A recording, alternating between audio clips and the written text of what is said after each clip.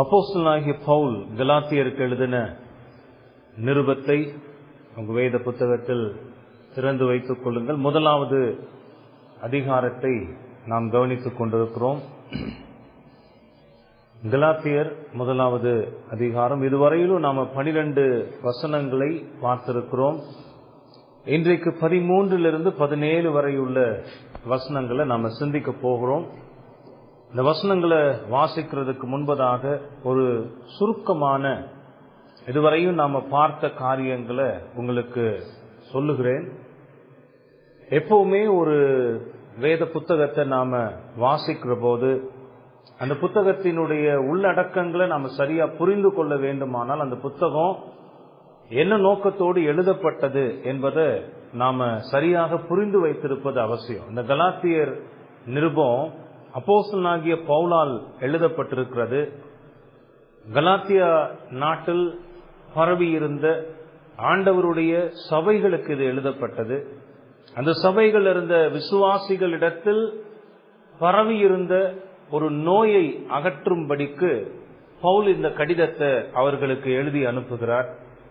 அந்த சபைகளில் பரவின ஒரு புதுமையான போதனையை குறித்து, அந்த போதனை எப்படி அவர்களுடைய விசுவாச வாழ்க்கையை பாதிக்கும், இனி அடுத்தடுத்து வரக்கூடிய சந்ததிகளுக்கெல்லாம் அது எப்பேற்பட்ட மோசமான விளைவுகளை ஏற்படுத்தும் என்பதை புரிந்து கொண்ட பவுல் ஒரு ஆவேசத்தோடு ஒரு அவசரத்தோடு இந்த நிருபத்தை எழுதி அந்த சபைகளுக்கு அனுப்புகிறத நாம சிந்தித்து பார்த்திருக்கிறோம். அப்படி என்ன அங்க சபைகள் இருந்த பிரச்சனை? எருசலேமிலிருந்து வந்ததாக சொல்லிக்கொண்ட சில யூதர்கள் அப்போஸ்தலனாகிய பவுல் அவர்களுக்கு பிரசங்கித்த சுவிசேஷத்தின் மூலமாக மட்டும் அவர்களுக்கு பாவ விடுதலையாகிய ரட்சிப்பு கிடைக்காது.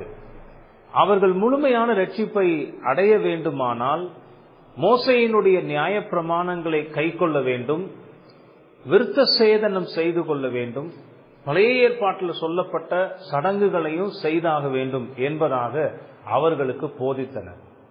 இந்த கலாத்திய நாட்டில் இருந்த சபை மக்கள் ஒரு வகையில பவுலின் வார்த்தைகளை ஆராய்ந்து பார்க்கிற போது அந்த போதனைகளுக்கு சாய்ந்து போக ஆரம்பித்தார்கள். முழுமையாக அந்த போதனைகளை ஏற்று சுவிசேஷத்தை அவர்கள் நிராகரித்து விடவில்லை.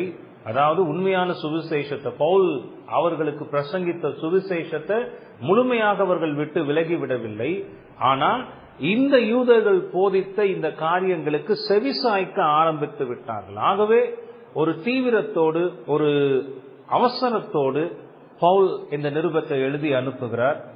இந்த கடிதத்தினுடைய ஒட்டுமொத்த போதனைகளை சில வார்த்தைகள்ல சொல்ல வேண்டுமானால், ரட்சிப்பு தேவனுடைய கிருபையினால் மட்டுமே ஒரு மனிதனுக்கு கிடைக்கிறது. மனிதனுடைய எந்த கிரியைகளினாலும் அவனுக்கு ரட்சிப்பு வருகிறதில்லை. மோசேயினுடைய நியாய பிரமாணங்களை செய்தாலும், சட்டங்கள் விதிகள் இவைகளை எல்லாம் கை கொண்டாலும், விருத்த சேதனத்தை செய்தாலும், இன்னும் எத்தனையோ சடங்குகளை செய்தாலும் மனிதர்கள் செய்கிற எந்த கிரியையும் அவனுக்கு பாவ விடுதலையாகிய ரட்சிப்பை கொண்டு வராது. இயேசு கிறிஸ்துவின் சிலுவை மரணம் மட்டுமே ஒருவனுக்கு ரட்சிப்பை கொண்டு வரும். அந்த விசுவாசம் மட்டுமே ரட்சிப்பை கொண்டு வரும் என்பதை ஆணித்தரமாக எழுதுகிறார். இப்ப இந்த முதல் அதிகாரத்தை நாம பார்த்து கொண்டு வருகிறோம். இதுல சில உண்மைகளை அந்த கலாத்திய நாட்டு சபை மக்களுக்கு அவர் உறுதிப்படுத்தி கொண்டே வருகிறார். பாருங்க, ஏன் இதெல்லாம் நான் மறுபடியும் ஒவ்வொரு பிரசங்கத்தின் ஆரம்பத்திலையும் சொல்லுகிறேன்னா, இது நம்ம மனசுல நல்லா பதிஞ்சிருக்கணும். இந்த கலாத்தியர் நிருபம்னு சொன்ன உடனே அதனுடைய எழுதப்பட்ட நோக்கம் என்னன்னு தெரிஞ்சிருக்கணும். அப்போ அந்த சபைகள்ல பாதிக்கப்பட்டிருந்த பாதிப்பு என்னன்னு தெரிஞ்சிருக்கணும். பவுல் அதற்காக எடுத்த ரெமடியல் மெத்தட்ஸ், அதாவது அதை மாற்றுவதற்கு அவர் எடுத்த முயற்சிகள் என்ன, இதெல்லாம் தெரிஞ்சிருக்கணும். ஒவ்வொரு வசனத்தையும் ஒவ்வொரு வார்த்தைகளையும் அவர் எழுதியிருக்கிறதினுடைய பின்னணியும் தெரிஞ்சிருக்கணும். அப்பதான் அந்த நிருபம் நமக்கு சரியா புரியும். அந்த நிருபம் புரிகிறது மட்டும் இல்ல, நம்முடைய வாழ்க்கையில நாம சந்திக்கிற பல சவால்களுக்கான ஒரு தெளிவான போதனைகளை பெற்றுக்கொள்ள முடியும். அப்படி பவுல் இந்த முதல் அதிகாரத்துல சில உண்மைகளை அவர் உறுதிப்படுத்தி கொண்டே வருகிறார் அந்த கலாத்திய சபை மக்களுக்கு. ஏற்கனவே நம்ம பார்த்திருக்கிறோம், இந்த சபைகளை எல்லாம் ஸ்தாபித்தவர் அப்போஸ்தலனாகிய பவுல். பவுலால் சுவிசேஷம் அறிவிக்கப்பட்டு ஆரம்பிக்கப்பட்ட இந்த சபைகள், அந்த சபைகள்ல தான் இப்போ இந்த தொற்று நோய் பாதிக்கப்பட்டிருக்கிறது. அந்த தொற்று நோய்க்கான மருந்தாகத்தான் இந்த நிருபத்தை அவர் எழுதி அனுப்புகிறார். அதுல முதலாவது அங்க பாதிக்கப்பட்டிருந்த ஒரு பெரிய பாதிப்பு என்னன்னா, பவுலினுடைய அப்போஸ்தல பதவியே, அப்போஸ்தல அதிகாரமே ஒரு கேள்விக்குறியான நிலையில் இருந்தது. அங்க வந்து அந்த சபையை பாதித்தவர்கள் பவுலினுடைய அப்போஸ்தல அதிகாரத்தை குறைத்து சொல்லிக் கொண்டிருந்தனர். பவுலினுடைய மதிப்பு அங்கு வெகுவாக குறைய ஆரம்பித்திருக்கிறது. பவுல் அதை உணர்ந்து கொண்டு தன்னுடைய அப்போஸ்தல பதவியை, அதிகாரத்தை பற்றிய ஒரு விளக்கத்தை அவர்களுக்கு முதல் 4 வசனங்கள்ல அவர் கொடுக்கிறார். என்னை இந்த அப்போஸ்தல பதவியில் கொண்டு வந்து சேர்த்தது பிதாவாகிய தேவனும் குமாரனாகிய இயேசு கிறிஸ்துவுமே. அவர்கள் இருவரையும் சாட்சியாக முன்னிறுத்தி இதை நான் உங்களுக்கு சொல்லுகிறேன். என்னோடு கூட இருக்கிற சகோதரர்களும் இதற்கு சாட்சிகளாக இருக்கிறார்கள்னு தன்னுடைய அப்போஸ்தல பதவியை பற்றி அவர் அங்கு உறுதியாக சொல்லுகிறத நாம பார்க்கிறோம். அது மட்டும் இல்ல, அவர் ஆரம்பத்திலே சொல்லுகிறார், இயேசு கிறிஸ்துவினுடைய சிலுவை மரணத்தின் மூலமாக மட்டுமே ரட்சிப்பு. அவர்களுக்கு வாழ்த்துதலை சொல்லும் போது கிருபையும் சமாதானமும் உங்களுக்கு உண்டாவதாக. இந்த நிருபத்துல தான் சொல்ல வருகிறதை அந்த 2 வார்த்தைகள்ல அவர் சொல்லி இருக்கிறத குறித்து நாம் சிந்தித்து பார்க்கிறோம். இதெல்லாம் அந்த முதல் 4 வசனங்கள்ல அவர் உறுதிப்படுத்தி 5-9 வசனங்கள்ல வேறொரு சுவிசேஷம் இல்லை. அவர் நேரடியாக விஷயத்திற்கு வருகிறார். உங்களிடத்தில் வந்திருக்கிற சிலர் வேறொரு சுவிசேஷம் இருப்பதாக போதித்து உங்களை கலங்கடித்துக் கொண்டிருக்கிறார்கள். அவர்கள் உங்களை கலக்கமடைய செய்கிறார்களே தவிர, உங்களை குழப்புகிறார்களே தவிர உண்மையிலேயே வேறொரு சுவிசேஷம் இல்லை. இவ்வளவு சீக்கிரமாக நான் சொன்ன சுவிசேஷத்தை விட்டு நீங்கள் விலகி போகிறதை குறித்து நான் ஆச்சரியப்படுகிறேன்னு பவுல் தன்னுடைய ஆச்சரியத்தை அங்கு பதிவு செய்கிறார். தன்னுடைய ஆவேசத்தை அங்கு பதிவு செய்கிறார். வேறொரு சுவிசேஷம் இல்லை என்பதையும் அங்கு உறுதியாக சொல்லுகிறார். 10-12 வசனங்கள் போன வாரம் நாம பார்த்தோம். தன்னை பற்றி பவுல் விளக்க ஆரம்பிக்கிறார். தன்னுடைய அப்போஸ்தல பதவி தனக்கு எப்படி கிடைத்தது என்பதை சுருக்கமாக முன் சொன்ன பவுல் இந்த 10வது வசனத்திலிருந்து அதை சற்று விரிவாக சொல்லுகிறார். இந்த 10-12 வசனங்கள்ல நான் கிறிஸ்துவின் அடிமையாக இருக்கிறேன் என்பதை சொல்லி, என்னுடைய சுவிசேஷம் நான் மனிதர்களிடத்திலிருந்து கற்றுக்கொண்டதில்லை, மனிதர்களுடைய ஞானத்தின்படியானதல்ல. இந்த சுவிசேஷத்தை எனக்கு வெளிப்படுத்தினவர் ஆண்டவராகி இயேசு கிறிஸ்துவே. பவுலின் சுவிசேஷம் யாருடையதுங்கிற தலைப்பில் அதை நாம சிந்தித்து பார்த்தோம். பவுலினுடைய சுவிசேஷம் இயேசுவினுடையது. பவுல் வேறு யாரிடத்திலிருந்தும் அதை கற்றுக்கொள்ளவில்லை. இயேசுவே அதை அவருக்கு போதித்தார். இப்ப இந்த ஸ்டாண்ட் பாயிண்ட்ல நீங்க நில்லுங்க. இப்ப இதுல நின்னுதான் இனி வரக்கூடிய வசனங்களை நீங்க கவனிச்சு பாருங்க.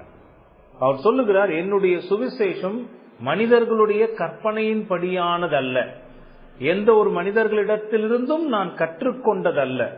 என்னுடைய முன்னோர்கள், நான் கல்வி கற்றுக்கொண்ட கல்விமான்கள், இவர்கள் எனக்கு சொன்ன சத்தியத்தை நான் சொல்லல சுவிசேஷமாக. நேரடியாக இயேசு கிறிஸ்துவே இந்த சுவிசேஷத்தை எனக்கு போதித்தார். அதை அவர் உறுதியாக சொல்லுகிறார். இப்போ இததான் அவர் இனி வரக்கூடிய வசனங்கள்ல அவர் விளக்கி போதிக்க போகிறார். அந்த சபை மக்களுக்கு அதை மறுபடியும் தெளிவாக உறுதிப்படுத்தி வருகிறத நாம பார்க்கிறோம். இப்போ நீங்க கொஞ்சம் யோசிச்சு பாருங்க. அந்த 12வது வசனம் வரைக்கும், என்னுடைய சுவிசேஷம் மனிதர்களுடைய கற்பனை அல்ல, மனிதர்களிடத்திலிருந்து நான் கற்றுக்கொண்டு அதை உங்களுக்கு நான் சொல்லவும் இல்லை. இயேசு கிறிஸ்துவே நேரடியாக இந்த சுவிசேஷத்தை எனக்கு போதித்தார். என்னுடைய சுவிசேஷம் கிறிஸ்துவினுடையது. இப்போ அதை அவர் விளக்குகிறார் வருகிற வசனங்கள்ல. 13வது வசனத்திலிருந்து இன்னைக்கு தொடர்ந்து இந்த அதிகாரம் முழுவதுமே அதை தான் செய்கிறார். ஒரு பகுதியை நாம பார்க்கலாம். 13-17 வரை உள்ள வசனங்களை நாம சிந்தித்து பார்க்க போகிறோம். அந்த வசனங்களை முதலாவது நான் வாசிக்கிறேன். அதன் பிறகு அதுல பவுல் சொல்லி இருக்கிற காரியங்களை நாம விளக்கமாக பார்க்கலாம். அப்போ இவ்வளவும் நமக்கு தெரிஞ்சிருக்கணுங்க. இது இந்த அதிகாரத்தை மட்டும் படிக்கிறதுக்கு போதுமானதல்ல. முழுமையாக இந்த நிருபத்தை நாம் படிக்கிற போது இதெல்லாம் நம்ம மனசுல தொடர்ந்து வந்து கொண்டே இருக்கும்.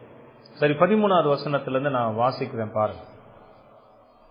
நான் யூத மார்க்கத்தில் இருந்தபோது என்னுடைய நடக்கையை குறித்து கேள்விப்பட்டிருப்பீர்கள்.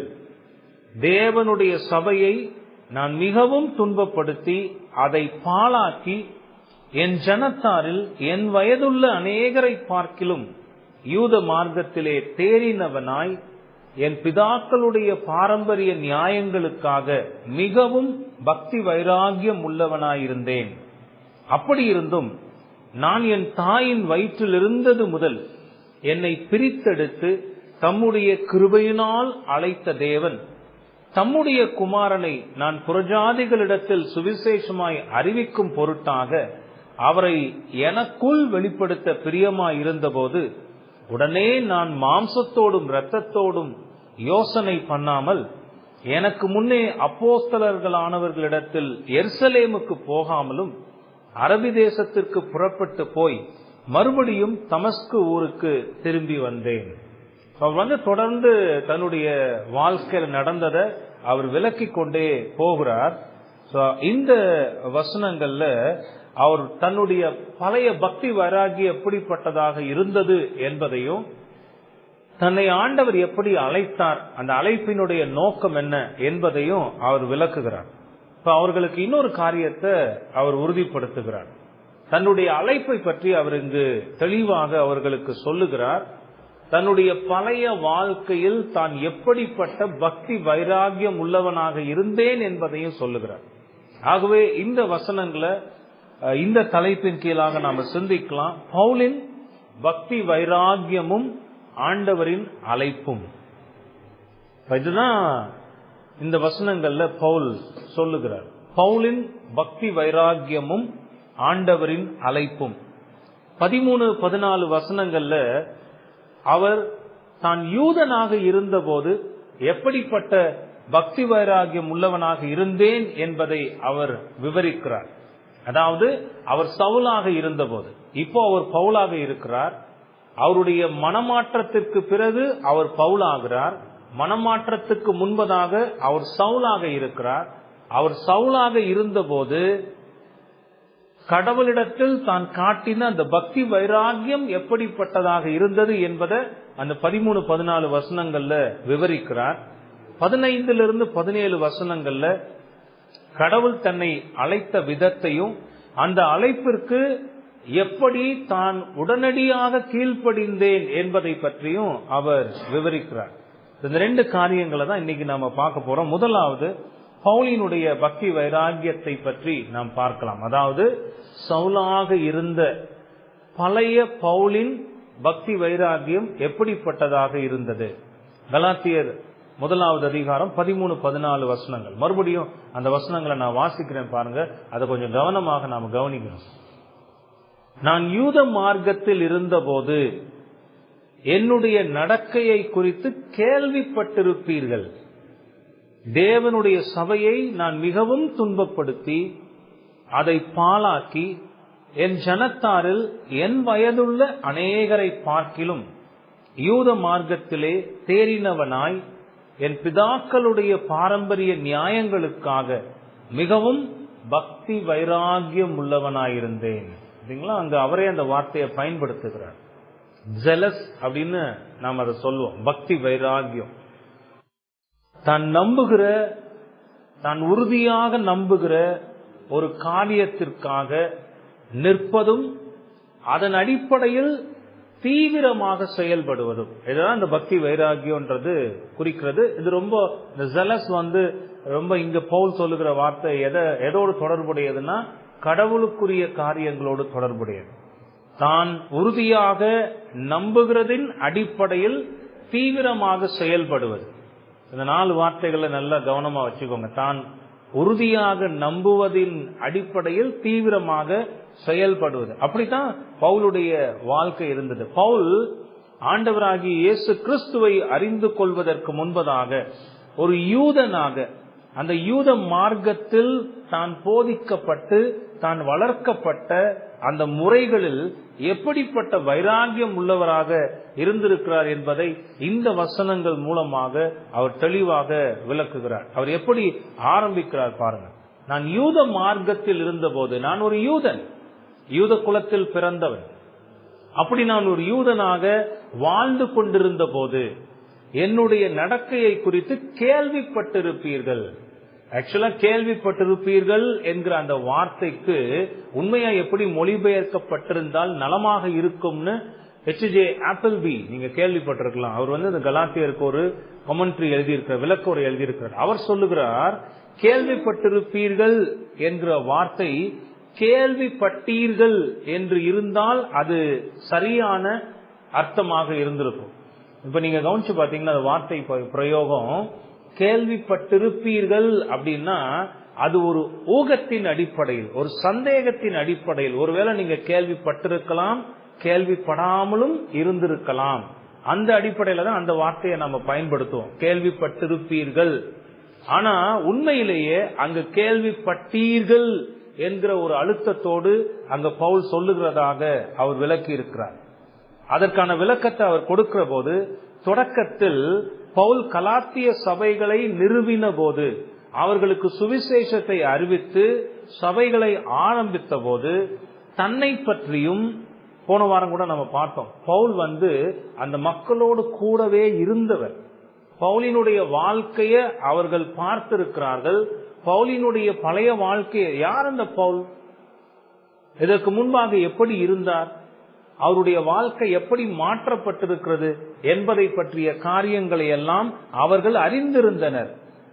அவர்கள் எப்படி அதை அறிந்தார்கள் என்றால், பவுலே தன்னுடைய வாழ்க்கையை பற்றிய சொந்த சாட்சியை அவர்களுக்கு விளக்கி இருந்திருக்கிறார். அதனாலதான் அவர் அப்படி சொல்லுகிறார், நேரடியாகவே தன்னுடைய பழைய வாழ்க்கையை பற்றி. ஏன்னா அந்த காலத்துல சவுல பத்தின எத்தனையோ விஷயங்கள் பரவ ஆரம்பித்திருக்கிறது. ஆரம்பத்துல நீங்க பாத்தீங்கன்னா அப்போஸ்தலர்கள் கூட பவுலை ஏற்றுக்கொள்ள, ஏன்னா சபையை துன்பப்படுத்தினவன், விசுவாசிகளை கட்டி இழுத்து சிறையில் அடைத்தவன், மரணத்திற்கு ஒப்பு கொடுக்க துணிந்தவன், அதற்கான கடிதங்களை பெற்றுக் கொண்டு போனவன். பின்னாடி சில வசனங்களை நான் உங்களுக்கு காட்டுகிறேன் பாருங்க. அப்படிப்பட்ட ஒரு மனிதன் எப்படி கிறிஸ்துவை போதிப்பான்?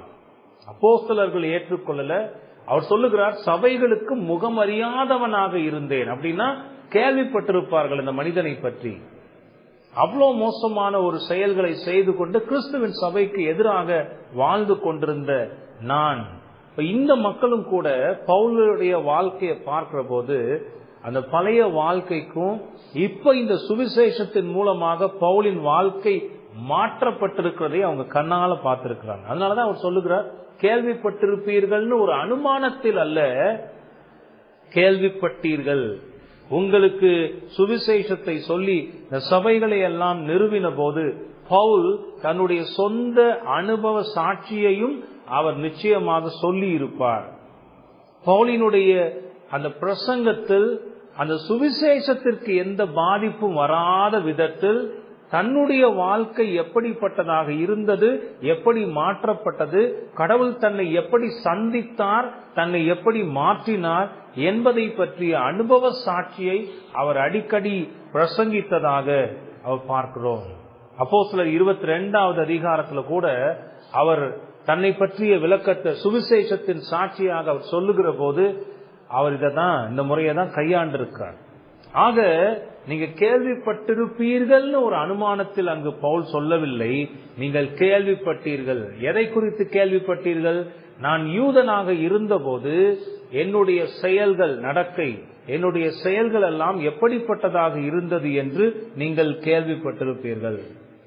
ரொம்ப எளிமையா சொல்லணும்னா, அவருக்கு இந்த கேள்விப்பட்டீர்கள்ன்றதையே எப்படி அவர்களுக்கு முன்பாக வைக்கிறார் என்றால், நான் யூதனாக பிறந்து வைராகியமான பரிசேயனாக இருந்தவன் என்பது உங்களுக்கு தெரியும் அல்லவா?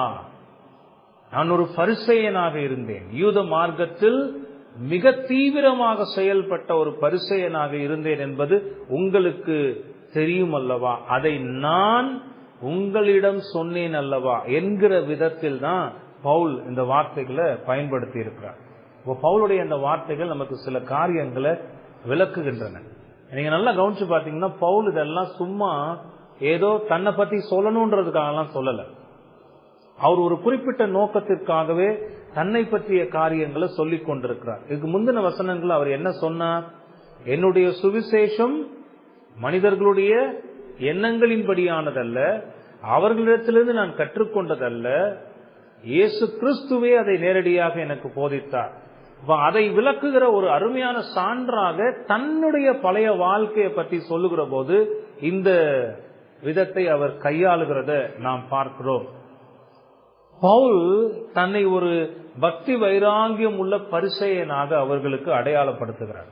இதுக்கு விளக்கத்தை கொடுக்கிறதுக்கு முன்பதாகவே நீங்க புரிந்து கொள்வதற்கு எளிமையாக இதை நான் சொல்லிட்டு அதுக்கப்புறம் நான் போறேன். பவுல் சொல்லுகிறார், என்னுடைய சுவிசேஷம் என்னுடைய முன்னோர்களிடத்திலிருந்து நான் கற்றுக்கொண்டதல்ல, மனிதர்களுடைய எண்ணங்களில் உண்டானதல்ல, இயேசு கிறிஸ்துவே எனக்கு போதித்தார்.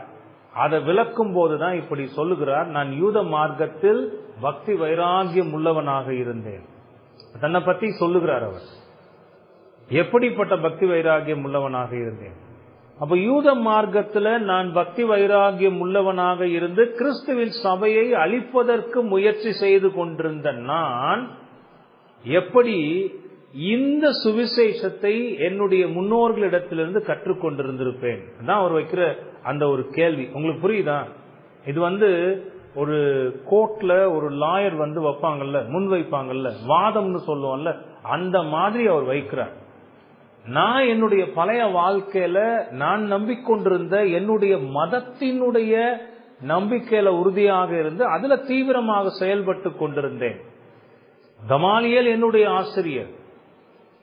ஆனா நான் நம்பி பின்பற்றி கொண்டிருந்தது கிறிஸ்துவின் உண்மையான சுவிசேஷம் அல்ல. இதை விளக்குகிற இன்னொரு வேத விளக்க வல்லுநர் சொல்லுகிறார், பவுல் பக்தி வைராகியத்தை வெளிப்படுத்தினார், ஆனா அது சுவிசேஷத்தின் அடிப்படையிலான வைராக்கியம் அல்ல. அது ஒரு யூத மதத்தின் அடிப்படையிலான வைராக்கியம். இது ரெண்டுக்கும் வேறுபாடு உங்களுக்கு தெரிஞ்சிருக்கணும். பவுலுடைய மனமாற்றத்திற்கு பின்பதாக அவர் சுவிசேஷத்திற்கான பக்தி வைராகியத்தோடு வாழ்ந்து கொண்டிருக்கிறார். இயேசுக்காக, இயேசுவினுடைய சுவிசேஷத்தை பரப்புவதற்காக, சபைகளை கட்டுவதற்காக. ஆனா அவருடைய பழைய வாழ்க்கை அந்த சபையை அழிப்பதற்காக. அப்ப அவர் பாராட்டின பக்தி வைராகியம் அந்த யூத மதத்தின் பக்தி வைராகியம். ரெண்டையும் உங்களால வேறுபடுத்தி பார்க்க முடியுதா? இப்ப அவர் அதை தான் ஒரு விளக்கமாக சொல்லுகிறார். சபையை அழிப்பதற்கான வைராகியத்தோடு செயல்பட்டு கொண்டிருந்த நான் இந்த சுவிசேஷத்தை எப்படி என்னுடைய முன்னோர்களிடத்திலிருந்து நான் கற்றுக்கொண்டிருந்திருக்க முடியும்? தான் கேள்வி. உங்களுக்கு புரியுதா? நான் யூத மார்க்கத்தில் ரொம்ப தீவிரத்தோடு செயல்பட்டு கொண்டிருந்தேன். அத யூத மார்க்கத்தில் இருந்த போது என்னுடைய நடக்கையை குறித்து நீங்கள் கேள்விப்பட்டீர்கள்னு அவர் சொல்லுகிறார். பவுல் வாழ்ந்த காலத்தில் இருந்த அந்த யூதர்களை வேத வரலாற்று ஆசிரியர்கள் ரெண்டு விதமாக பிரிக்கிறாங்க. இதை கொஞ்சம் கவனிச்சுக்கோங்க. பவுல் வாழ்ந்த காலத்தில் இருந்து யூதர்களை ரெண்டு குரூப்பா பிரிக்கிறாங்க. அதுல ஒரு குரூப் அவங்களுக்கு பேர் ஹெலனிஸ்ட்னு சொல்றாங்க, செலுசிட் என்கிற அந்த வார்த்தைகளை பயன்படுத்துறாங்க. இது ஒரு கூட்டத்தார். இவங்களும் யூதர்கள் தான். இவங்க யாருன்னா இவர்களை லிபரல்ஸ்னு சொல்றாங்க. லிபரல்ஸ்னா தாராளவாத கோட்பாடுகள்னு சொல்லுகிறாங்கல்ல, உறுதியாக இதுதான் நிக்காம இதுல இப்படி இருக்கலாம் அப்படி இருக்கலாம்னு கொஞ்சம் இணங்கி வளைந்து கொடுத்து போகக்கூடியவர்கள். சோ இந்த கூட்டத்தாருடைய எண்ணங்கள் பெரிய அளவுல கிரேக்க கலாச்சாரத்தால பாதிக்கப்பட்டிருந்ததாக வரலாற்றுல நாம பார்க்கிறோம். அதனாலதான் இவங்க கொஞ்சம் லிபரலா இருக்கிறாங்க, விடாப்பிடியாக. இப்போ சீர்திருத்தவாதம் என்ன சொல்லுது? நாம என்ன நம்புகிறோம்? வேதம் மட்டுமே உறுதியா நிக்கிறோம். ஆனா மத்த கிறிஸ்தவ கூட்டம் என்ன சொல்லுது? வேதத்தின் மூலமாகவும் கடவுள் பேசுகிறார். ரெண்டுக்கு வித்தியாசம் இருக்கு. வேதத்தின் மூலமாகவும் கடவுள் பேசுகிறார்னா இன்னைக்கும் கடவுள் வேறு சில வழிகளில் பேசுகிறார்னு அவங்க நம்புறாங்க. அவங்களாம் லிபரல்ஸ் என்ற அந்த கூட்டத்தில் வருவாங்க. எப்படி எல்லாம் பேசுகிறார்? ஒரு தனி மனிதன் மூலமாக இன்றைக்கும் கடவுள் பேசிக் கொண்டிருக்கிறார். கனவுகள், சொப்பனங்கள் மூலமாக கடவுள் பேசிக் கொண்டிருக்கிறார். இன்னைக்கும் கடவுள் தீர்க்க தரிசன வரத்தையுடைய மனிதர்கள் மூலமாக பேசிக் கொண்டிருக்கிறார். இவங்கெல்லாம் கொஞ்சம் லிபரல்ஸ், இப்படி இருக்கலாம் அப்படி இருக்கலாம். ஆனா இந்த சீர்திருத்த சத்தியத்தை விசுவாசிக்கிற நாம என்ன சொல்லுகிறோம்? கடவுள் இன்றைக்கு தம்முடைய வேதத்தின் மூலமாக மட்டுமே பேசுகிறார். ரெண்டுக்கு வித்தியாசம் தெரியுது அவங்களுக்கு. சோ அப்படி இந்த கூட்டம் ஒரு லிபரல்ஸா இருந்திருக்கிறாங்க, இன்னொரு கூட்டம் இருந்திருக்கிறாங்க. அவங்க யூத மார்க்கத்தினுடைய போதனைகள்ல ரொம்பவே உறுதியாக இருந்திருக்கிறாங்க. உடும்பு போல விடாப்பிடியாக இது இப்படித்தானா அது அப்படித்தான் செய்வோங்கிறதுல ரொம்ப உறுதியாக இருந்திருக்கிறாங்க. அவங்க அவங்க கையில வச்சிருந்த வேதம் தோரான்னு சொல்லுவாங்க. அந்த வேதத்தின் மீது மிகுந்த பக்தி வைராகியத்தை காட்டி இருக்கிறார்கள். அந்த தோராவினுடைய விளக்கங்கள் ஒவ்வொன்றிலும் அவங்க ரொம்ப கவனமாக இருந்து அதுல ரொம்ப வைராகியம் பாராட்டி இருக்கிறாங்க. அது மட்டும் இல்ல, இஸ்ரவேல் நாட்டின் மீது அவர்கள் ரொம்ப பற்றும் வைராகியமும் கொண்டவர்களாக இருந்திருக்கிறாங்க. இவங்க ரொம்ப ஜெலஸ்ன்னு சொல்லுவாங்க. ஜெலஸ்னா ரொம்ப பக்தி வைராகியத்தை வெளிப்படுத்தி வாழ்கிறவர். அந்த லிபரல்ஸ் அவங்களும் யூதர்கள் தான், ஆனா ரொம்ப உடும்பு பிடியா இல்லாம சரிப்பா கொஞ்சம் அப்படி இப்படின்னு போய்க்கலாம்ப்பா, அந்த கிரேக்க கலாச்சாரத்தினுடைய பாதிப்புகள் காரணமாக. ஆனா இந்த யூதர்கள், இந்த கூட்டம் வேதம் இதை சொல்லுகிறது என்றால் அது அப்படித்தான், இப்படித்தான் செய்யணும்னா அப்படித்தான் செய்யணும், அதுல ரொம்ப உறுதியாக இருந்திருக்கிறார்கள். பவுல் இந்த இரண்டாவது கூட்டத்தை சார்ந்த யூதன் உறுதியாக வைராகியமாக தங்களுடைய வேதத்தையும் வேதத்தின் போதனைகளையும் தங்களுடைய நாட்டையும் அந்த தேச பக்திய அதிகமாக வளர்த்து கொண்ட ஒரு ஜெலஸ், ஒரு ரொம்ப வைராகியம் நிறைந்த ஒரு மனிதனாக இந்த பவுல் இருந்திருக்கிறார். அது அவருடைய வாயிலிருந்து சொல்றதையே நம்ம பார்க்கலாம். பிலிப்பியருக்கு எழுதும் போது அவர் சொல்லுகிறார் பாருங்க, பிலிப்பியர் 3வது அதிகாரம் 4-6 வசனங்கள்ல அவர் பிறப்பிலிருந்தே அப்படித்தான் வளர்க்கப்பட்டிருக்கிறார். பவுலினுடைய வளர்ப்பும் அப்படி இருந்திருக்கிறது. அவர் வளர்ந்த, கற்றுக்கொண்ட, உறுதியாக நிலைத்திருக்க தன்னை ஒப்பு கொடுத்த விதங்கள் எல்லாம் அப்படித்தான் இருந்திருக்கிறது. பிலிப்பியர் 3வது அதிகாரம் 4-6 வசனங்கள் அவர் சொல்லுகிறார், மாம்சத்தின் மேல் நம்பிக்கை வைக்க வேண்டுமானால் நானும் வைக்கலாம். அதாவது யூத மதத்துல பிறந்து, யூத குலத்துல பிறந்து அவங்கதான் ரொம்ப சிறந்தவர்கள்னு சொன்னா, அப்படி தங்களுடைய பிறப்பையும் தங்களுடைய குலத்தையும் கொண்டு தங்களை மேன்மையாக நினைக்கணும்னா நான் இன்னும் ரொம்ப மேன்மையா நினைக்கலாம். வேறொருவன் மாம்சத்தின் மேல் நம்பிக்கையா இருக்க நினைத்தால் நான் அதிகமாய் அப்படி செய்யலாம். அவர் சொல்லுகிறார், நான் யூத குலத்தில் பிறந்தேன் என்று ஒருவன் தன்னை குறித்து பெருமையாக நினைத்தால், தன்னுடைய பிறப்பை குறித்து அவன் பெருமையாக ஒருவன் நினைப்பானால் அவனை காட்டிலும் நான் அதிகமாக நினைப்பதற்கு வழி உண்டு. எப்படி? 5வது வசனத்துல சொல்லுகிறார், நான் 8ஆம் நாளிலே விருத்த சேதனம் அடைந்தவன். இது ஆண்டவருடைய கட்டளை. பிறக்கிற அத்தனை ஆண் குழந்தைகளும் 8ஆம் நாளில் விருத்த சேதனம் செய்யப்பட வேண்டும் என்பது ஆண்டவருடைய கட்டளை. தேவன் அவர்களுக்கு கொடுத்த, யூதர்களுக்கு கொடுத்த கட்டளை. அதை பின்பற்றி இருக்கிற 8ஆம் நாளில் விருத்த சேதனம் அடைந்தவன் இஸ்ரவேல் வம்சத்தான், பென்யமீன் கோத்திரத்தான், எபிரேயரில் பிறந்த எபிரேயன், நியாய பிரமாணத்தின்படி பரிசேயன். பாத்தீங்களா, இந்த பரிசேய கூட்டத்தை பத்தி பல இடங்களை நான் உங்களுக்கு சொல்லியிருக்கிறேன். ரொம்ப உறுதியாக நியாய பிரமாணத்தின் நுணுக்கங்களை எல்லாம் கற்றறிந்து அதன்படி வாழ்வதற்கு தங்களை ஒப்பு கொடுத்திருந்த, அதுல ரொம்ப உறுதியோடு இருந்த கூட்டம் தான் இந்த பரிசேயர்கள். அது பக்திக்குரியதாங்கிறது அது வேற. ஆனா ஒரு சடங்காக அதை செய்கிறதிலையும் தாங்கள் அறிந்து வைத்திருப்பதை உறுதியாக தங்கள் வாழ்க்கையில இருக்குமாறு பார்த்து கொள்ளுகிறதிலையும் ரொம்ப வைராகியம் உள்ளவர்கள் இந்த பரிசேயர்கள். பவுல் தன்னை குறித்து சொல்லுகிற போது, நியாய பிரமாணத்தின்படி வேத எழுத்துக்களின்படி நான் பரிசேயன். 6வது வசனத்துல பக்தி வைராகியத்தின்படி சபையை துன்பப்படுத்தினவன், நியாய பிரமாணத்திற்குரிய நீதியின்படி குற்றம் சாட்டப்படாதவன். பவுல் தன்னுடைய வாழ்க்கைய, அந்த யூதனாக தான் வாழ்ந்து வந்த வாழ்க்கையை குறித்து சொல்லுகிற போது, நியாய பிரமாணத்திற்குரிய நீதியின்படி குற்றம் சாட்டப்படாதவன் என்று உறுதியாக சொல்லுகிறான். நியாய பிரமாணத்தை கை கொண்டு வாழுகிறதுல எவ்வளவு கவனம் செலுத்தி இருப்பார். அணுவளவும் பிசகாமல் அதை கை கொள்ளுகிறதில் தவறாமல் கடைபிடித்து வந்திருக்கிற ஒரு மனிதனால் மட்டும்தான் அதை இவ்வளவு உறுதியாக சொல்ல முடியும். இத்தனை மணிக்கு இந்த சடங்கை செய்யணும்னா அத்தனை மணிக்கு தவறாமல் அந்த சடங்கை செய்தாக வேண்டும். இந்த நாள் காலையிலிருந்து இரவு வரை இந்தந்த நேரத்தில் இதை செய்தாக வேண்டும் என்று இருந்தா அதெல்லாம் செய்கிறதுல பெர்ஃபெக்ட், அதுல கொஞ்சமும் விலகாம. அதனாலதான் அவரால் அப்படி சொல்ல முடியும்.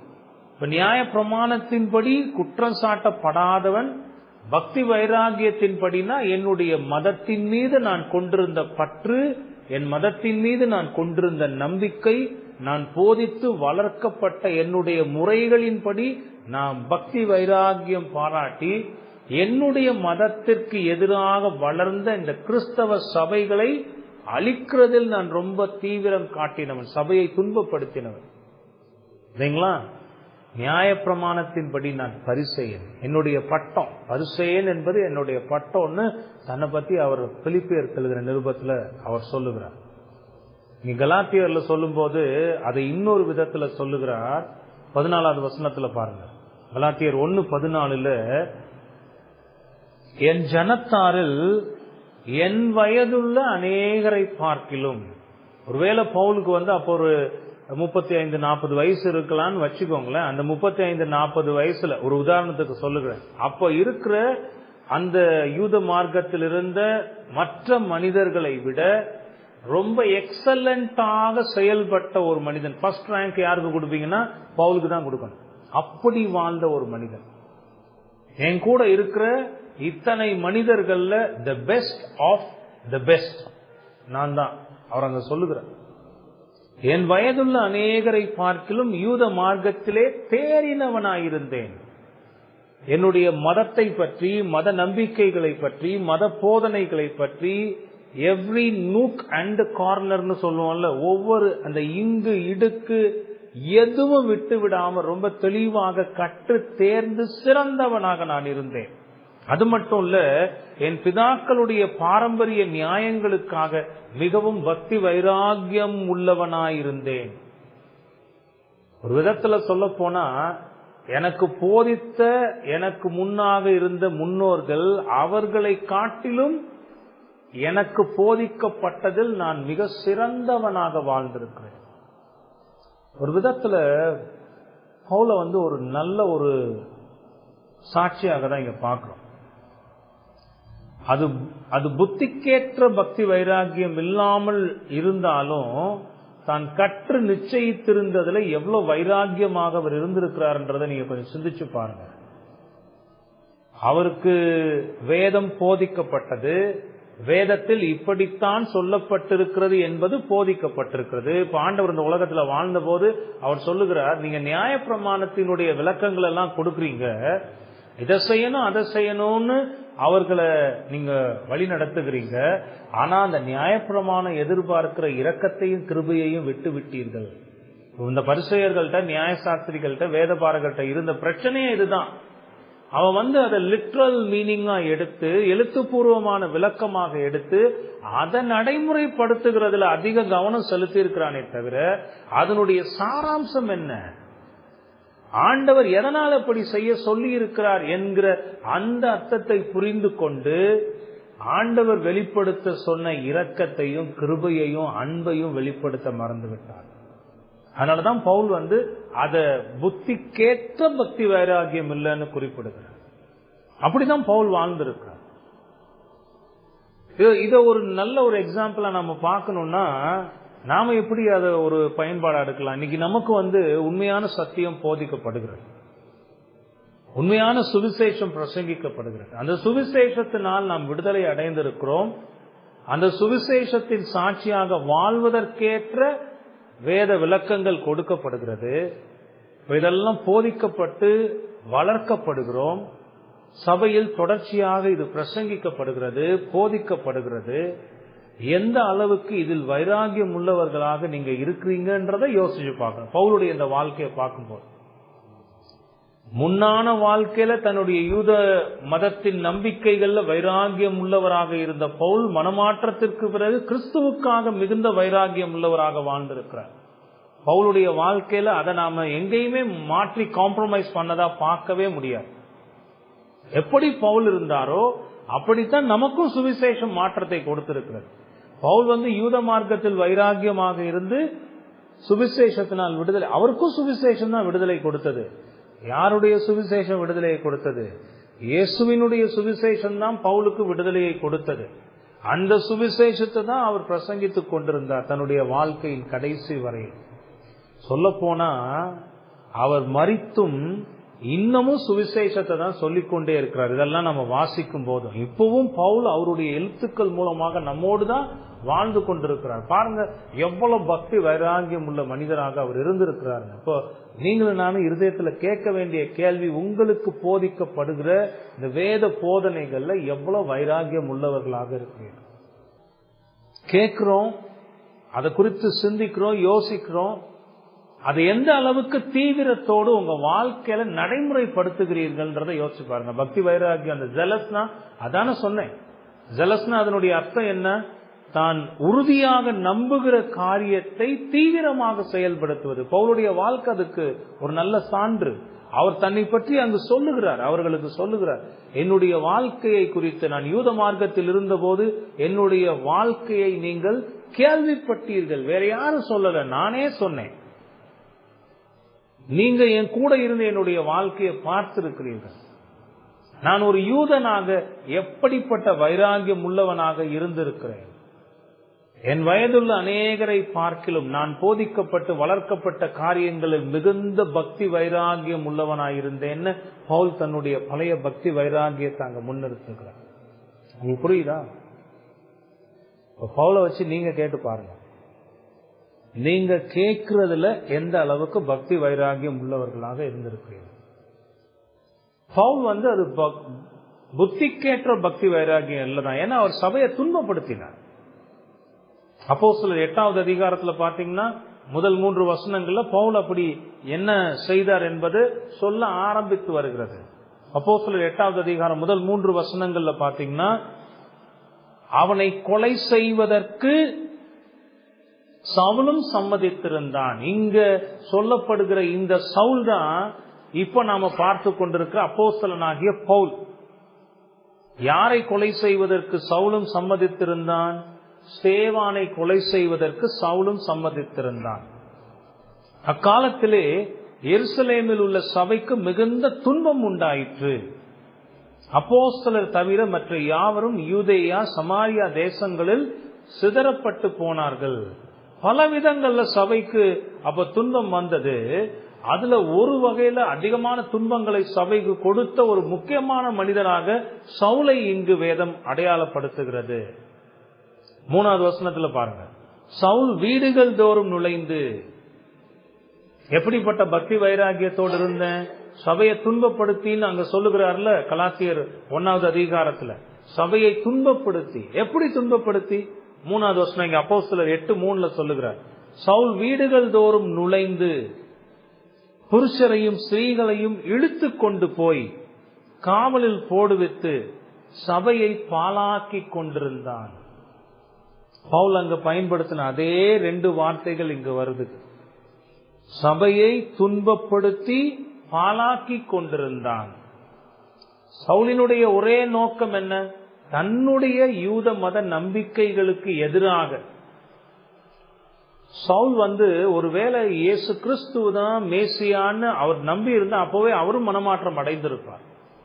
ஆனா சவுலால அப்ப அதை நம்ப முடியல, அதை ஏற்றுக்கொள்ள முடியல. ஏன்னா அன்னைக்கு யூத மார்க்கம் அப்படித்தான் நம்பினது. யூதர்கள் தானே இயேசுவை சிலுவையில் அறைந்து கொன்றார்கள். அந்த கூட்டத்துல ஒருவனாக இருந்தவர் தான் இந்த சவுல். ஆகவே சபையை இந்த விதத்துல அவர் துன்பப்படுத்தி கொண்டிருக்கிறார். ஒவ்வொரு வீடு வீடாக நுழைந்து இந்த சுவிசேஷத்தை விசுவாசித்திருந்த ஆண்களையும் பெண்களையும் கட்டி இழுத்து கொண்டு போய் சிறைச்சாலையில போட்டு இப்படிப்பட்ட சபைக்கு துன்பத்தை கொடுத்து கொண்டிருந்தோம். அந்த பக்தி வைராக்கியத்தை தான் இங்க சொல்லுகிறார். 9வது அதிகாரத்துக்கு வந்தீங்கன்னா, அப்போஸ்தலர் 9வது அதிகாரம் முதல் 2 வசனங்களை பாத்தீங்கன்னா, சவுல் என்பவன் இன்னும் கர்த்தருடைய சீஷரை பயமுறுத்தி கொலை செய்யும்படி சீரி பிரதான ஆசாரியரிடத்திற்கு போய், அந்த சீரிங்கிற வார்த்தை எதை குறிக்கிறதுனா அவர் எவ்வளவு தீவிரமாக செயல்பட்டிருக்கிறார்ன்றதை காட்டுகிறார். இந்த மார்க்கத்தாராகிய புருஷரை ஆகிலும் ஸ்திரீகளை ஆகிலும் நான் கண்டுபிடித்தால் அவர்களை கட்டி எருசலேமுக்கு கொண்டு வரும்படி தமஸ்குவில் உள்ள ஜெபாலயங்களுக்கு நிருபங்களை கேட்டு வாங்கினான். அந்த நிருபங்கள் லெட்டர்ஸ் எல்லாம் வாங்கி, ஒரு அத்தாரிட்டேட்டிவ் லெட்டர் எல்லாம் வாங்கி, அதுக்கான அதிகாரத்துக்கான லெட்டர் எல்லாம் வாங்கிக்கிட்டு தான் அவர் தமஸ்குவுக்கு போகிறார். போகிற போதுதான் ஆண்டவர் சவுலை சந்திக்கிறார். 9ஆம் அதிகாரத்துல அந்த விளக்கம் நமக்கு கொடுக்கப்பட்டிருக்கிறது. இப்படித்தான் பவுல் தன்னை சொல்லுகிறார். தன்னுடைய மதத்தின் மீது தன் யூதனாக இருந்தபோது எப்படிப்பட்ட பக்தி வைராகியம் உள்ளவனாக இருந்தேன் என்பதை நீங்கள் கவனித்து பாருங்கள். இதை நீங்க ஏற்கனவே அறிந்திருக்கிறீர்கள், கேள்விப்பட்டிருக்கிறீர்கள். அதை மறுபடியுமாக உங்களுக்கு நான் ஞாபகப்படுத்துகிறேன். இப்படிப்பட்ட மதத்தின் மீது நம்பிக்கையாக இருந்த நான், என்னுடைய முன்னோர்களின் பாரம்பரியத்தை கற்று தேர்ந்து வளர்ந்த நான், இந்த பாரம்பரியத்தில் இருந்தா கிறிஸ்துவின் சுவிசேஷத்தை கேட்டு கற்று வளர்ந்திருப்பேன். அதான் கேள்வி. பவுலுடைய அப்ரோச் உங்களுக்கு புரியுதா? அதான் அவர் சொல்றார். அந்த கலாத்தியர்களை அப்படியே சிந்திக்க வைக்கிறார். நீங்க யோசிச்சு பாருங்க. நான் யூத மார்க்கத்தில் இருந்த போது இந்த கிறிஸ்துவின் சபையை துன்பப்படுத்தினேன். நான் அவ்வளோ மோசமாக கிறிஸ்துவுக்கு எதிராக என்னுடைய மதத்தின் மீது நம்பிக்கை கொண்டவனாக வைராகியத்தோடு நான் வாழ்ந்து கொண்டிருந்தேன். வேற எங்கிருந்து நான் சுவிசேஷத்தை கற்றுக்கொண்டிருந்தான். இந்த சுவிசேஷத்தை நான் நம்பி இருந்தால் கிறிஸ்துவின் சபையை எப்படி துன்பப்படுத்தி இருப்பேன்? அதான் அவருடைய கேள்வியும் அவருடைய அணுகுமுறை. உங்களுக்கு புரியுதா? நான் எப்படிப்பட்ட எதுல பக்தி வைராகியம் உள்ளவனாக இருந்தேன்றதை அவர் காட்டுகிறார். யூதனாக இருந்தபோது நான் எப்படிப்பட்ட பக்தி வைராகியம் உள்ளவனாக இருந்தேன். என்னுடைய அந்த பக்தி வைராகியம் இயேசுவின் சுவிசேஷத்தின் படியானது அல்லங்கிறத அவர் உறுதியாக அங்க சொல்லுகிறார். சொல்லிட்டு தான் 15 to 17 வசனங்கள்ல அவருக்குள்ளாக வந்த அந்த மாற்றத்தை பற்றி அவர் சொல்லுகிறார். 15 to 17 வசனங்கள். கலாத்தியர் 1ஆவது அதிகாரம் 15 to 17 வசனங்கள். இதுவரைக்கும் என்ன பார்த்திருக்கிறோம்? பவுலுடைய இந்த விளக்கங்களுக்கெல்லாம் என்ன காரணமாக இருந்ததுங்கிறத தான் உங்களுக்கு விளக்கி சொல்லிக் கொண்டு வருகிறேன். அந்த சபைக்கு ஒரு ஆபத்து வந்திருக்கிறது. வேறொரு சுவிசேஷம் போதிக்கப்படுகிறது. அந்த சுவிசேஷம் பொய் என்பதை நிரூபிப்பதற்காக, உறுதிப்படுத்துவதற்காக பவுல் ஒவ்வொரு விளக்கமாக கொடுத்து கொண்டு வருகிறார்.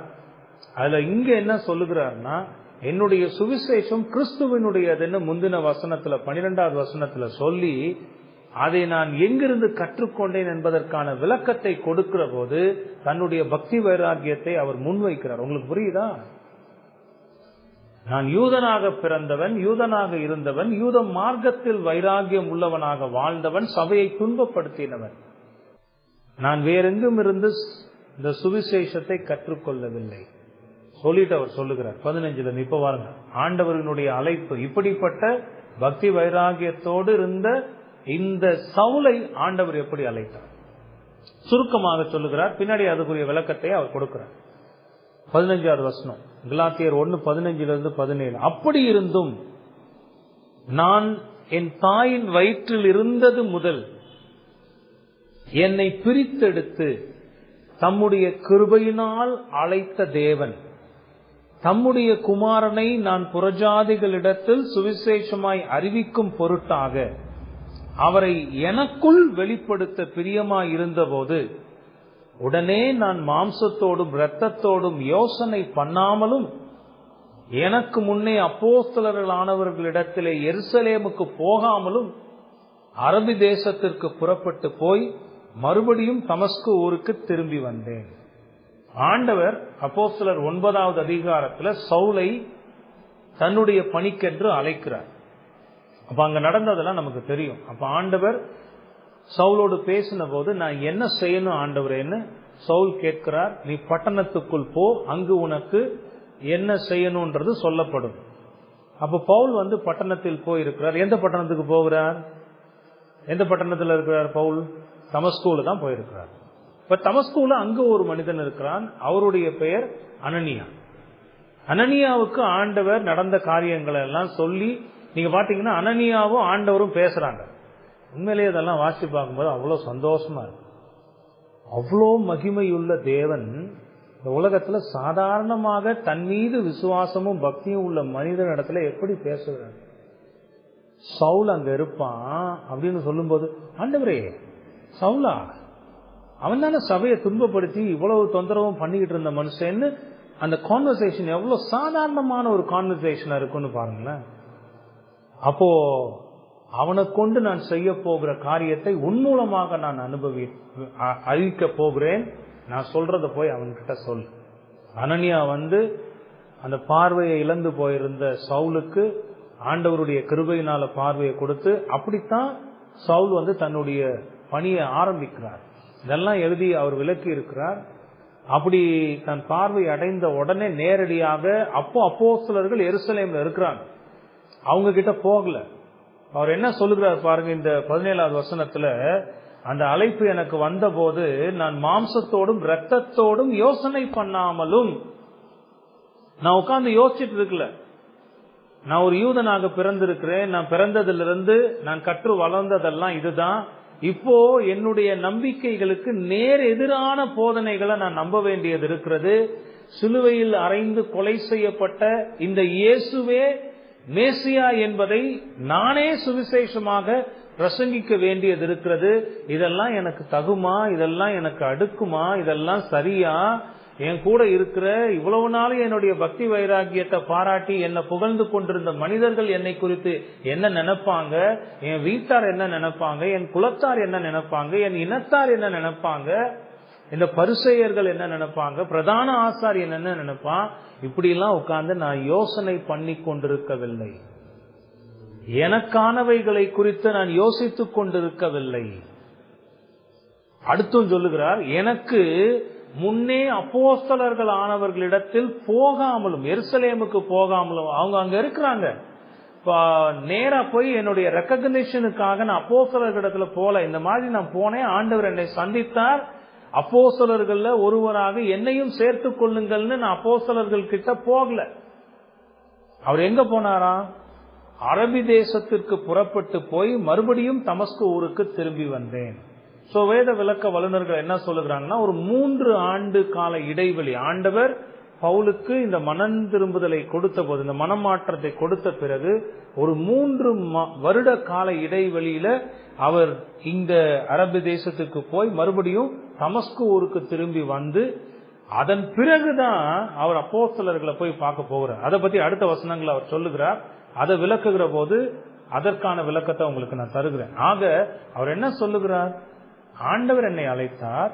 அவர் அழைத்த போது என்னை பற்றியும் என்னுடைய வாழ்க்கையை பற்றியும் நான் யோசிக்காமலும், இந்த அழைப்பை உறுதிப்படுத்துவதற்கு அப்போஸ்தலர்கள் இடத்துல நான் போகாமலும் நான் இருந்தேன் என்பதை சொல்லுகிறார்.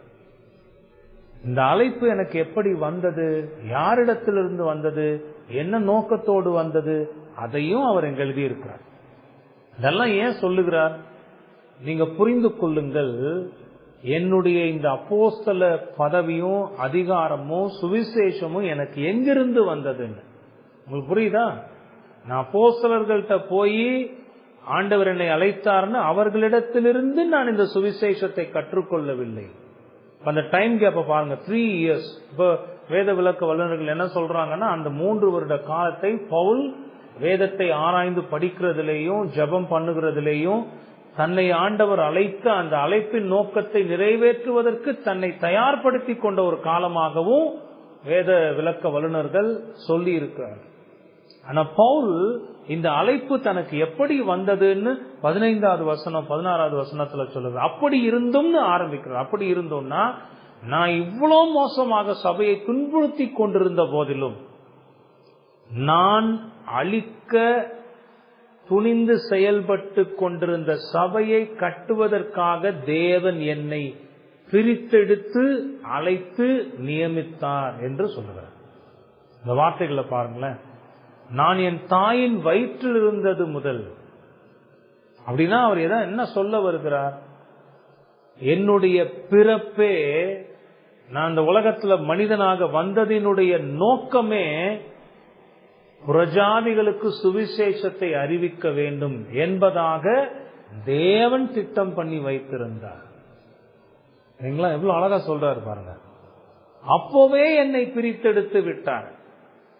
நான் ரொம்ப இப்ப இந்த அப்போஸ்தலர் 9வது அதிகாரத்தில் நடந்த சம்பவங்கள் போத அப்போ ஆண்டவர் என்னை பிரித்தெடுக்கவில்லை.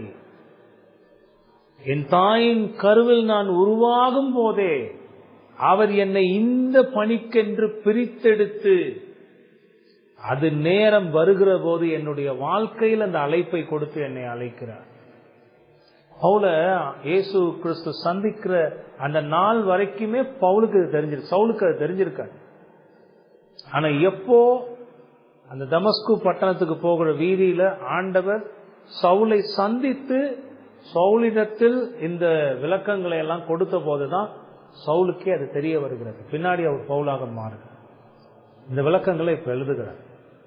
அவர் சொல்லுகிறார், என்னை அழைத்த தேவன், கிருபையினால் அழைத்த தேவன், என்னுடைய கிரியையினால் உண்டானதல்ல.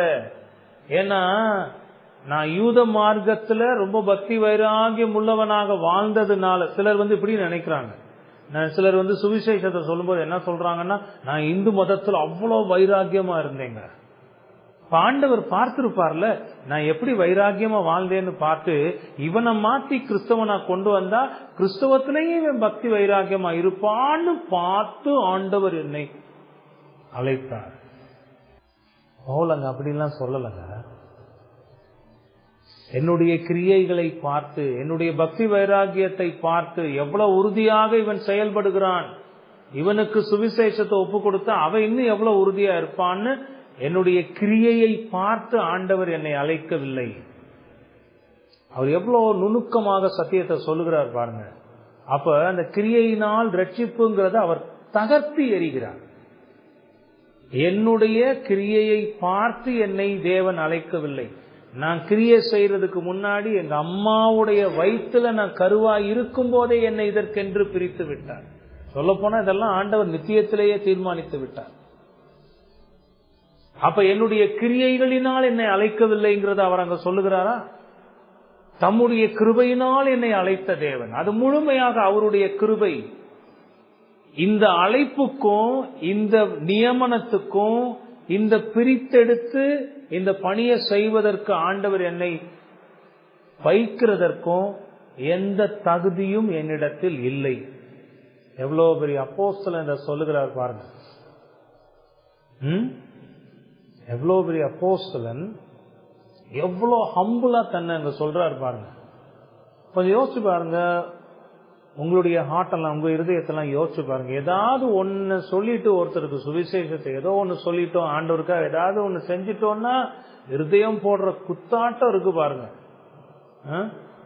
அதை செஞ்சுட்டேன், இதை செஞ்சுட்டேன், அப்படி பண்ணிட்டேன், இப்படி செஞ்சுட்டேன். வாயளவுல ஒரு பியூரிட்டன் சொல்லுகிறார், வாயளவுல ஆண்டவருக்கு நன்றி சொல்லுமா, ஆனா இருதயம் ரொம்ப குத்தாட்டம் போடுமா. எதுல குத்தாட்டம்? அந்த குத்தாட்டம்ன்றது ஏன் சொல்றேன்னு உங்களுக்கு தெரியும்னு நினைக்கிறேன். அது புத்தி இல்லாத ஆட்டம். அந்த இசைக்கு ஏற்ற விதத்துல தாறுமாறா ஆடும், ஒரு ஒழுங்கே இருக்காது, பைத்தியத்தனமானது. அது மாதிரிதான் இருதயம் என்ன செய்யும்னா, ஏதோ ஒண்ணு ஆண்டவருக்காக செஞ்சுட்டோம்னா அந்த ஆட்டம் போடும். பவுல பாருங்க, உண்மையிலேயே பவுலுடைய இந்த வார்த்தைகள் நம்ம ஒவ்வொருத்தரையும் நிக்க வச்சு சாட்டையால் அடிக்குது. ஒவ்வொரு பெருமைக்கும் ஒவ்வொரு அகந்தையான சிந்தனைக்கும் சாட்டையால் அடிக்குது. ஏதோ ஒன்னு செஞ்சுட்டு நான் சாதிச்சுட்டதா வானத்துக்கும் பூமிக்கும் குதிக்கிற நம்மை பவுலினுடைய இந்த வார்த்தைகள் சாட்டையை கொண்டு விளாசுகின்றன. அவர் என்ன சொல்லுகிறார் பாருங்க, தாயின் வயிற்றில் உற்பவித்தது முதல் என்னுடைய கிரியைகளினால் அல்ல. நான் பக்தி வைராகியம் பாராட்டினதை பார்த்து ஆண்டவர் என்னை அழைக்கவில்லை, அவருடைய கிருபையினால் அழைத்த தேவன். அது இலவசமானது. தகுதியில்லாத என்னை அவர் அழைத்தார், அவர் பிரித்தெடுத்தார். 16வது வசனத்துல, தம்முடைய குமாரனை நான் புறஜாதிகளிடத்தில் சுவிசேஷமாய் அறிவிக்கும் பொருட்டாக என்ன அழைத்ததனுடைய நோக்கம் என்ன? The purpose of my calling. என்ன, எதுக்காக அழைச்சார் ஆண்டவர்? எனக்கு ரட்சிப்பை ஆண்டவர் கொடுத்ததனுடைய நோக்கம் என்ன? என்ன ஆண்டவர் சந்தித்ததனுடைய நோக்கம் என்ன? எனக்குள்ளாக அவரை வெளிப்படுத்தினதின் நோக்கம் என்ன?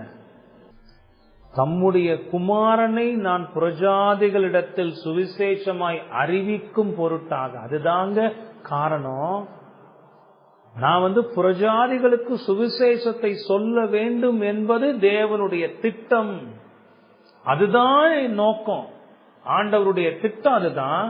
அந்த திட்டத்துக்காகவே ஆண்டவர் என்னை பிரித்தெடுத்து என்னை அழைத்து அப்போஸ்தலனாக நியமித்தார். அவரை எனக்குள் வெளிப்படுத்த அவருக்கு பிரியமாக இருந்தது. சவுலே சவுலே, முள்ளில் உதைக்கிறது உனக்கு கடினமாம். ஆண்டவர் பேசுகிறார். சுத்தி இருக்கிறவங்க சத்தத்தை கேட்கிறாங்க, ஆனா எதையும் பார்க்க முடியல. சவுலுக்கு மட்டும் அது புரியுது. ஆண்டவர் சவுலோடு நேரடியாக பேசுகிறார். சவுலுடைய இருதயத்துல ஒரு பெரிய மாற்றம் வருகிறது. பயந்து எதுக்குமே பயப்படாத துணிச்சலான மனுஷங்க சவுல். நீங்க யோசிச்சு பாருங்க, வீடு வீடா போய் புகுந்து ஆண்களையும் பெண்களையும் கட்டி இழுத்து ஜெயில கொண்டு போய் போடணும்னா எவ்வளவு. நிறைய பேர் சொல்லுவாங்க சவுல் ரொம்ப குள்ளம், பால்டு ஹெட்டு, ரொம்ப இந்த உருவம் அப்படிலாம் சொல்றவங்களும் இருக்கிறாங்க. உருவம் எப்படியே நான் பவுல பார்த்ததில்லை. ஒருவேளை அப்படியே கூட இருந்தாலும் பட் ரொம்ப பவர்ஃபுல் மனுஷனா இருந்தவர். யாருக்கும் அஞ்சாத சிங்கமாக இருந்தவர். அஞ்சா சிங்கம்னா அவருக்கு தான் பேர் வைக்கணும். பவுலுக்கு தான் அந்த அஞ்சா சிங்கம்னு பேர் வைக்கணும். அப்படி இருந்த அந்த மனிதன் அவர் சொல்லுகிறார் பாருங்க, எதுக்காக ஆண்டவர் அழைச்சார்? புறஜாதிகளுக்கு நான் சுவிசேஷத்தை அறிவிக்கும் பொருட்டாக. அதுதான் நோக்கம், அதுதான் திட்டம். ஆண்டவர் எனக்கு அதை எப்பொழுது வெளிப்படுத்தினாரோ அப்பொழுதிலிருந்தே ஆண்டவருடைய அந்த திட்டத்திற்காகவே நான் என்னை ஒப்பு கொடுத்தேன் என்று அவர் சொல்லுகிறார். சரிங்களா? அவரை எனக்குள் வெளிப்படுத்த பிரியமாயிருந்த போது நான் மாம்சத்தோடும் இரத்தத்தோடும் யோசனை பண்ணாமல், எனக்கு முன்னிருந்த அப்போஸ்தலர்களிடத்தில் போகாமல் அரபு தேசத்திற்கு புறப்பட்டு போய் அங்க ஒரு 3 வருட காலம் தங்கி இருந்து இயேசுவோடு நேரடியாக நேரம் செலவழித்து அங்கதான் இந்த உபதேசங்கள் எல்லாம் ஆண்டவர் பவுலுக்கு கொடுத்ததாக வேத விளக்க வல்லுநர்கள் சொல்லுகிறார். வேதத்தை ஆராய்ந்து பார்த்து பவுலுக்கு அந்த வெளிப்பாடு, அந்த போதனை இயேசு கிறிஸ்துவின் மூலமாக நேரடியாக வந்த போதிலும் அது வேதத்தின் ஊடாகவே வந்திருக்கிறது. வேதம் இல்லாம வெளிப்பாடு இல்லைங்க. நேரடியாக ஆண்டவர் பவுலோடு பேசின போதிலும் தம்முடைய வேதத்தின் மூலமாக பவுலும் வேதத்தை வாசித்து கற்றறிய வேண்டும். ஜெயில இருக்கும்போது பவுல் என்ன சொன்னாரு? நீ வரும்போது என்ன கொண்டு வா? சாப்பிட்டு நல்ல சாப்பாடு சாப்பிட்டு ரொம்ப நாள் ஆச்சுப்பான், நல்ல தண்ணி குடிச்சு ரொம்ப நாள் ஆச்சுப்பான், ஒரு நல்ல ட்ரெஸ்ஸை கொண்டு வாப்பா. அதான் சொல்கிறாரு, நீ வரும்போது தோல் சுருள்களை கொண்டு வா. அவ்வளவு பெரிய அப்போஸ்தலன் வாசித்து படித்து கற்றுக்கொள்ள வேண்டியது இருந்தது. சரிங்களா? எவ்வளவு ஒரு அருமையான ஹம்பிள் மேன் பாருங்க, எவ்வளவு ஒரு தாழ்மையான ஒரு மனுஷன் பாருங்க. அவர் அங்க சொல்லுகிறார் தன்னுடைய அழைப்பை பற்றி. இப்படிதான் என்னை தேவன் அழைத்தார். நான் இப்படிப்பட்ட பக்தி வைராகியம் உள்ளவனாக இருந்தேன். என்னுடைய பக்தி வைராகியம் இப்பொழுது நான் சொல்லுகிற சுவிசேஷத்தின் அடிப்படையிலான வைராகியம் அல்ல, அது என்னுடைய மதத்தின் அடிப்படையிலான வைராகியமாக இருந்தது. அந்த கிரியைகளின்படி தேவன் என்னை அழைக்காமல் தம்முடைய கிருபையின்படி என்னை அழைத்து புறஜாதிகளுக்கு சுவிசேஷத்தை சொல்வதற்காக என்னை பிரித்தெடுத்து அழைத்து நியமித்து அனுப்பி இருக்கிறார். நேரடியாக அவரிடத்திலிருந்து நான் போதனைகளை பெற்று கற்றுக்கொண்டேன். ஆண்டவர் என்னை அழைத்த போது நேரடியாக நான் அப்போஸ்தலர்களிடத்தில் போகவில்லை. அரபி தேசத்திற்கு போய் மறுபடியுமாக தமஸ்குவிலே வந்து தங்கினேன் என்று அங்கு பவுல் சொல்லுகிறத பார்க்க புரியுதா? அந்த வசனங்கள்ல பவுல் தன்னுடைய பழைய பக்தி வைராகியத்தை பற்றியும் கடவுள் தன்னை அழைத்த விதத்தையும் அவர் சொல்லுகிறார். ஒரு விதத்துல நம்ம சொன்னா பவுலினுடைய கிரியைகள் ஒரு பக்கம், தேவனுடைய கிருபை இன்னொரு பக்கம். என்னுடைய கிருபை என்னை ரட்சிக்கவில்லை, தேவனுடைய கிருபையே என்னை ரட்சித்தது. முதல்ல என்னுடைய ஆத்மாவை ரட்சித்தது. தேவன் தம்முடைய நோக்கத்தை நிறைவேற்றிக் கொள்ளக்கூடிய பாத்திரமாக என்னை தெரிந்தெடுத்து பிரித்தெடுத்து அழைத்து நியமித்திருக்கிறார். புரியுதா? இனி அடுத்த வசனங்கள் அவர் சொல்லுவார் பாருங்க. நான் எப்போ அப்போஸ்தலர்களை சந்தித்தேன், என்னுடைய வாழ்க்கையில என்னென்ன செய்தேன் என்பதை பற்றி பவுல் பிறகு சொல்லுகிறார். ஆனா இங்க படிக்கும் போதே இடையிடையே சில விஷயங்களை நான் உங்களுக்கு ஹைலைட் பண்ணி காமிச்சேன்னா, அவ்வளோ பெரிய பவுலாக இருந்த போதிலும் எவ்வளவு தாழ்மையாக தன்னை பற்றி அவர் நினைத்திருக்கிறார், எவ்வளவு தாழ்மையாக கடவுளுக்கு முன்பாக தன்னை அர்ப்பணித்திருக்கிறார். தேவனுடைய திட்டத்தை நிறைவேற்றுவது மட்டுமே தன்னுடைய நோக்கம் என்று சொல்லி இருக்கிறார். தன்னுடைய வாழ்க்கை அதற்காகவே அர்ப்பணித்திருக்கிறார். தான் ஆரம்பித்த சபைகள், தான் சுவிசேஷம் சொல்லி அமைக்கப்பட்ட அந்த சபைகள் சத்தியத்தை விட்டு விலகுகிற போது அந்த ஒரு கரிசனையோடு கூட அவர்களை அரவணைத்து அந்த சத்தியத்திற்குள் நடத்துவதற்கான எல்லா முயற்சிகளையும் பவுல் எடுத்திருக்கிறத இங்க பார்க்கணும். இதெல்லாம் நமக்கும் ஒரு நல்ல பாடம். எவ்வளவு பக்தி வைராகியம் உள்ளவராக வாழ்ந்தேன் என்பதை காட்டுகிறதன் மூலமாக நாம எவ்வளவு பக்தி வைராகியமா வாழணும். சவுலுக்கு அத்தனை வயசுல கிடைச்ச அந்த வேத வெளிச்சம் நமக்கெல்லாம் வாலிப வயசுலயே கிடைச்சிருக்கு. வாலிப வயசுல வாழ்ந்து கொண்டிருக்கோம். எவ்வளவு வைராக்கியமா வாழலாம். காலையில பார்த்த மாதிரி உலகத்துக்கும் உலகத்தினுடைய ஆசபாசங்களுக்கும் அதுல நேரம் செலவிட்டு நம்முடைய வாழ்க்கையே கெடுத்து கொண்டு ஆண்டவர் நம்ம அழைத்த அழைப்பின் நோக்கத்தை நிறைவேற்றாமல் வாழ்ந்து கொண்டு ஏனோதானோ வாழ்ந்து கொண்டு நாமே நம்முடைய வாழ்க்கையின் அனைத்து பிரச்சனைகளுக்கும் காரணமாக இருந்து துன்பத்தை அனுபவித்து இப்படியே ஆண்டவர் பயன்படுத்த முடியாத ஒரு பாத்திரமாக வாழ்ந்து கொண்டு என்ன பிரயோஜனம்? அதை யோசிச்சு பாருங்க. இந்த இருதயத்துல வேத சத்தியங்களை தெளிவாக யோசிங்க, சிந்திங்க. உங்க வாழ்க்கைய சீர்தூக்கி பாருங்க. அதுல தேவையான மாற்றங்களை கொண்டு வாங்க. பயன்படாத ஒரு பாத்திரமாக நான் இந்த உலகத்துல இருக்கிறேனே, நான் எப்படி தேவன் பயன்படுத்தக்கூடிய ஒரு பாத்திரமாக இருக்க முடியும்? தேவன் பயன்படுத்துகிற பாத்திரமாக என்னை மாற்றிக்கொள்வதற்கு நான் என்ன செய்யணும்? நான் அறிந்திருக்கிற சத்தியத்துக்கு எந்த அளவுக்கு என்னை ஒப்பு கொடுத்திருக்கிறேன்? என்னுடைய வாழ்க்கை எந்த அளவுக்கு இருக்கிறது? எல்லாம் யோசிச்சு பார்க்கணும். எல்லாத்துக்கும் மேல பவுல போல தாழ்மை வேணுங்க. அப்படி ஆண்டவர் ஏதாவது இன்னைக்கு பேதுருல பார்த்தோம்ல, எந்த நல்லது செய்தாலும் அது ஆண்டவருடைய கிருபையில தான் நம்ம செய்கிறோம். அதெல்லாம் நம்மளால செய்ய முடியாது. ஒருத்தருக்கு சுவிசேஷம் சொன்னாலும் ஆண்டவருடைய துணை தான், அவருடைய வழி நடத்துதல் தான். பாருங்க, நிறைய பேருக்கு இதுல ஒரு பெருமை, நான் சுவிசேஷம் சொல்லி இத்தனை பேரை சபைக்கு கூட்டிட்டு வந்துட்டேன். அதெல்லாம் ஆண்டவருடைய திட்டம். உங்களை கருவியா பயன்படுத்தி சுவிசேஷம் சொல்லி அவங்கள அழைத்து வரணும்னு ஆண்டவர் திட்டம் பண்ணி இருக்கிறார். உண்மையான ஒரு கிறிஸ்தவன் என்ன சொல்லுவானா, பவுல போல தன்னை தாழ்மை தான் படுத்துவான். என்னை பயன்படுத்தி இருக்கிறார், அவ்வளவுதான். ரட்சிப்பு அவருடைய கிருபையினால் வருகிறது. ஆண்டவர் தொடர்ந்து என்னை பயன்படுத்த நான் என்ன செய்யணும்னு தான் யோசிப்பானே தவிர அதுல பெருமை பட மாட்டான். அதெல்லாம் நல்ல பாடங்கள்.